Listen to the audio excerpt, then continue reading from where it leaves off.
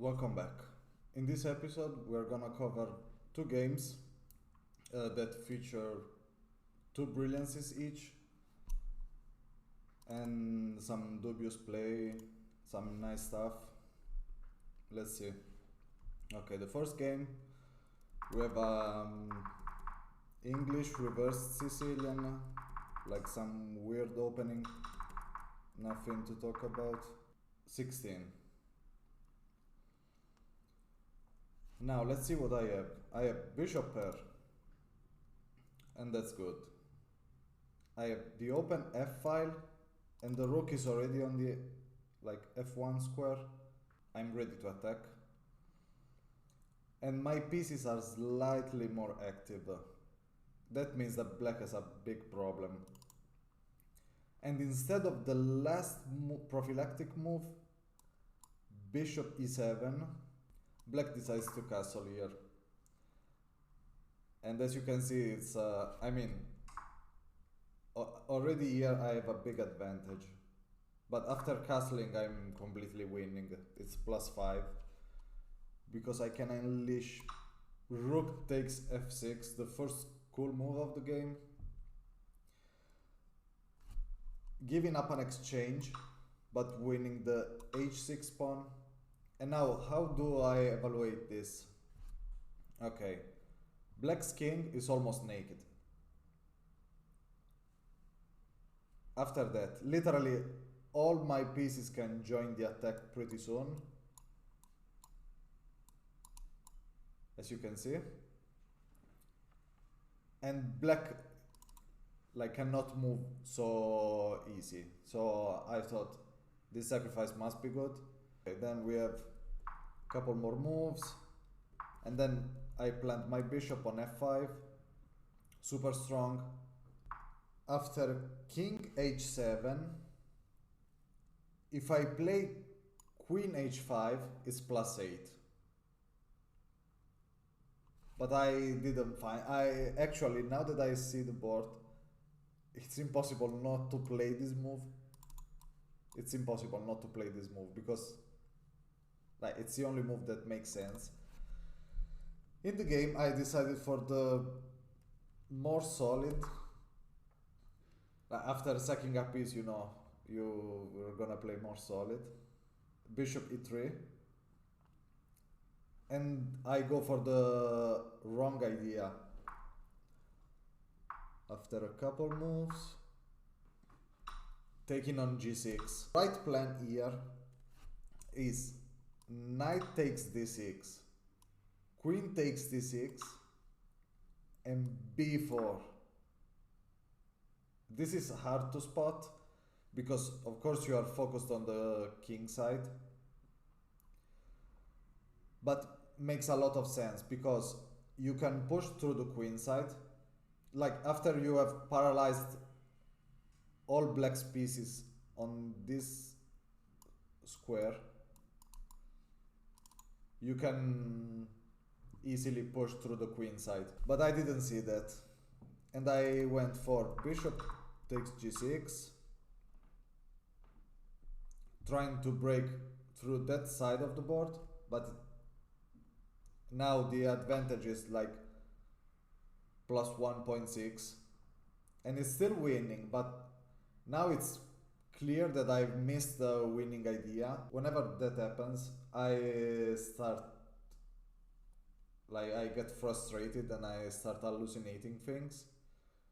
And that's the case because after a bishop h4, rook f8, rook f1, b5, and I went for the absolutely unnecessary rook f5. Okay, rook f5 is what? What's the point of this move?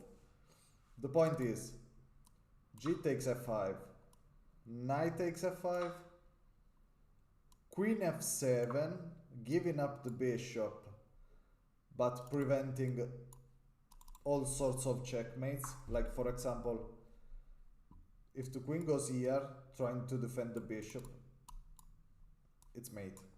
So yeah, you have to give up the bishop And now knight takes d6, and when all things are settled, black is up 2 exchanges, but white is better. Yeah, doesn't make sense. Okay. Of course I didn't see all of this. I just saw, okay, I'm threatening couple checkmates, that must be good, let's try it. The only move to defend black's is like to defend black's position.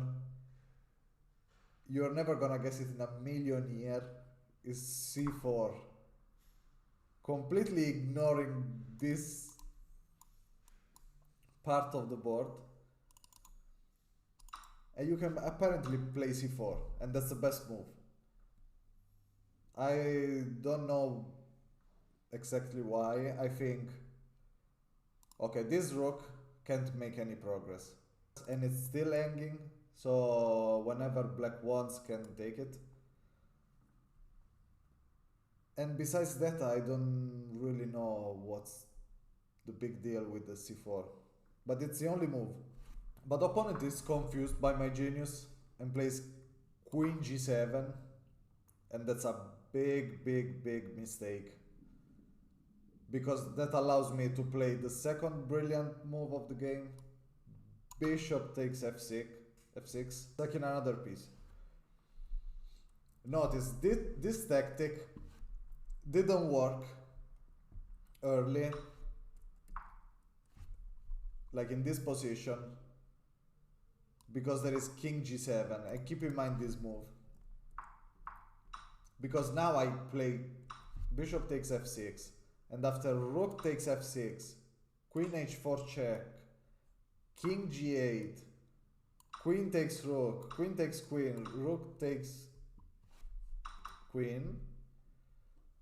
Now I, like, black's position is completely crumbled. I'm forking these two pieces. I'm gonna take this pawn with check, and I'm breaking through, so I'm completely winning. This tactic didn't work early, as I said.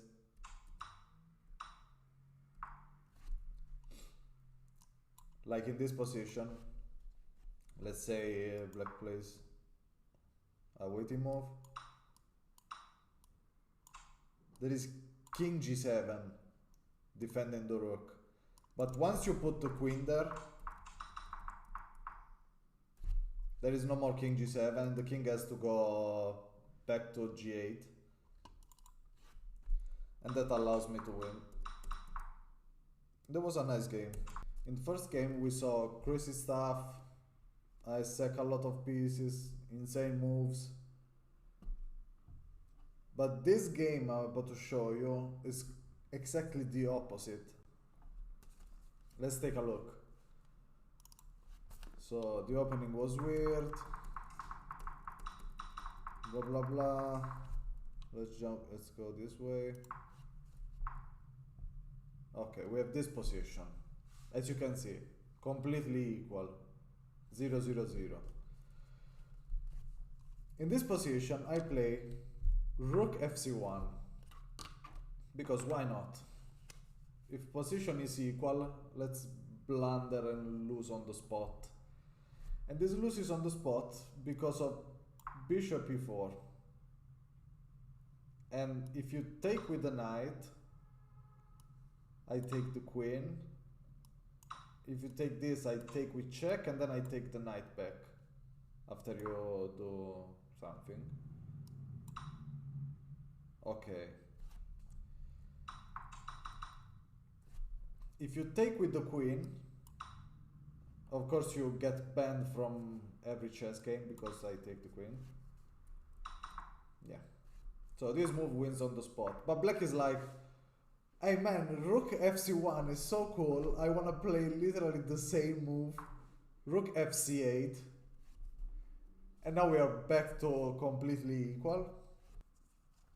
But at this point I obviously realized the danger, and I move my queen out of the way.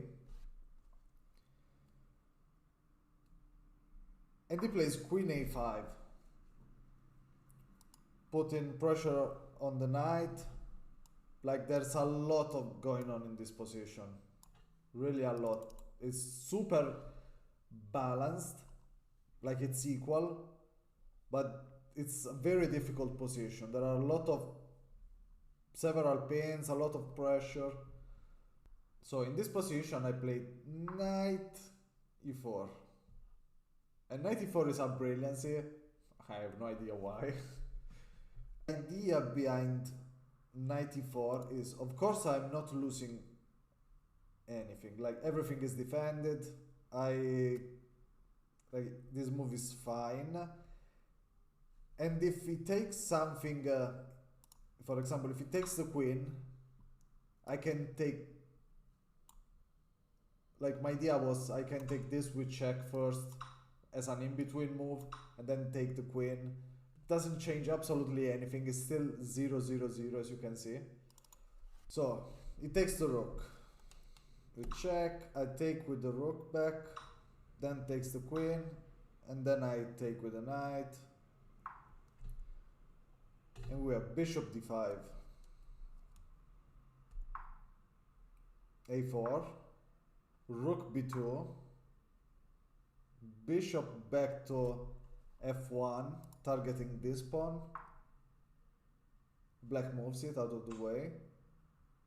I play rook c8 check, forcing the knight back. Rook d8, rook a2 is still 0-0-0. Bishop b5, rook a1 check, move the king out of the way. Rook d1, knight c4. In this position, how do you make progress? Okay, Stockfish knows a couple things about chess, and it says you have to push the pawns here and start an attack on the king side. And we actually see g5, h3, h5, and I strike back in the center. As a general rule, if opponent plays on one of the sides, you strike back in the center. And okay, in this position also I know you're saying, isn't d6 hanging? Like from here.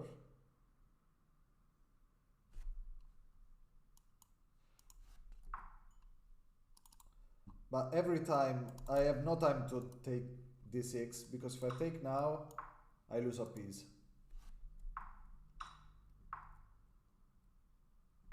If I take now, I lose a piece. So opponent is doing a good job, and I strike back with the e4. And he can take it. But then I take this. But he decides to take the knight instead. And position is still 0-0-0. So we have g4, h takes g4, h takes g4, knight g5. And look, now it's still equal, but something is going on. King is no more completely safe. My pieces are well coordinated. Opponent takes free pawn, and now it's time to bring it on with the second brilliancy of the game. Bishop takes e6. The idea is, of course, after takes, I take, and it's a fork, and it's a pin, so it's a pork, as Eric Rosen would say. But of course, you don't have to take. And this move is brilliant, but you can completely ignore it by playing rook takes a4, and position is still 0. Like, I am slightly better, but it's still equal. Or you can even move the king to g7, unpinning yourself. And like, nothing is changed. But opponent decides to blunder and make me look like a genius. He takes on a6. I take back on a6. And now I win literally every piece. And the opponent ends up resigning here.